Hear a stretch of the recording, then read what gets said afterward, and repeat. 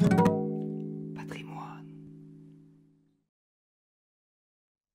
Salut sur vous. En quête de patrimoine, découvrons notre histoire. La vie des saints. 10 décembre, nous fêtons Saint Fusquien, Saint Victorique et Saint Jeancien.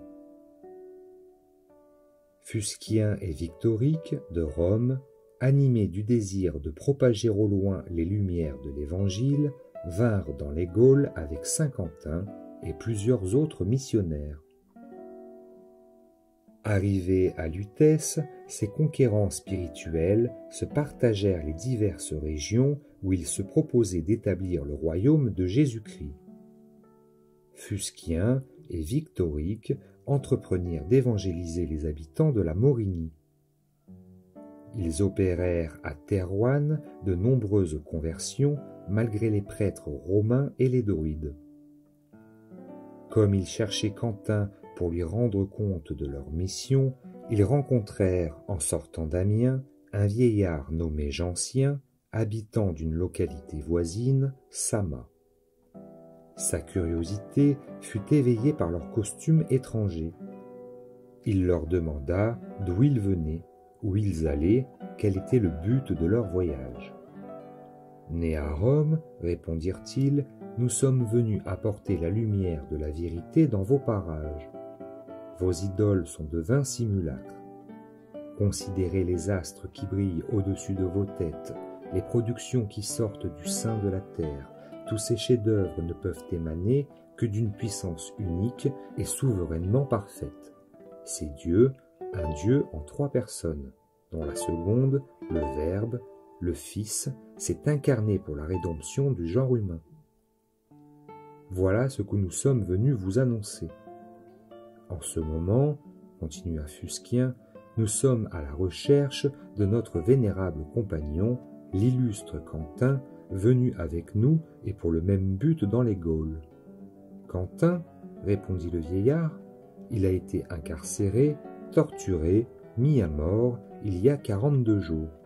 Quant à vous, des soldats ont reçu l'ordre de vous arrêter. Ils vous cherchent. Venez vous réfugier sous mon toit, prendre de la nourriture et du repos.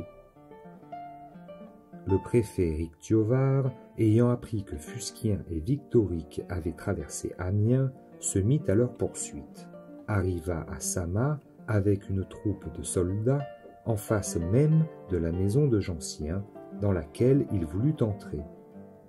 Jeancien lui barra le passage, l'épée à la main, et s'écria que lui aussi était chrétien. Le préfet le fit décapiter sans jugement en présence de ses 2 hôtes. Ceux-ci souffrirent le martyre peu de temps après, 11 décembre 303. 10 décembre, Saint Melchiade, pape et martyr.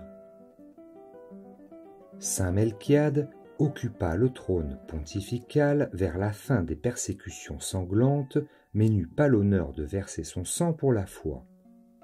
L'Église lui décerne cependant le titre de martyr parce qu'il partagea les peines et les souffrances des fidèles qui l'encourageaient au combat. Saint Augustin a fait son éloge en disant qu'il fut un vrai fils de la paix et un vrai père pour les chrétiens.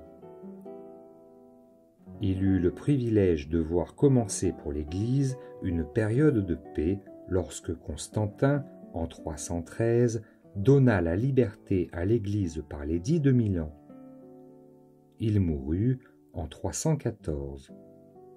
C'est lui qui installa les services administratifs de l'Église romaine au Latran et y fit construire le premier baptistère. On attribue encore à ce pape une ordonnance qui approuvait la coutume de porter une parcelle de pain consacrée, fermentum, par l'évêque à chacun des prêtres qui célébraient la messe dans les diverses églises de Rome. Ce geste manifestait la communauté de foi et de charité entre le chef de l'Église et ses prêtres. Cette coutume fut abandonnée par la suite, mais il en reste un vestige dans la liturgie de la messe lorsque le célébrant joint une parcelle d'hostie au précieux sang en disant « Pax Domini, sit semper vobiscum ».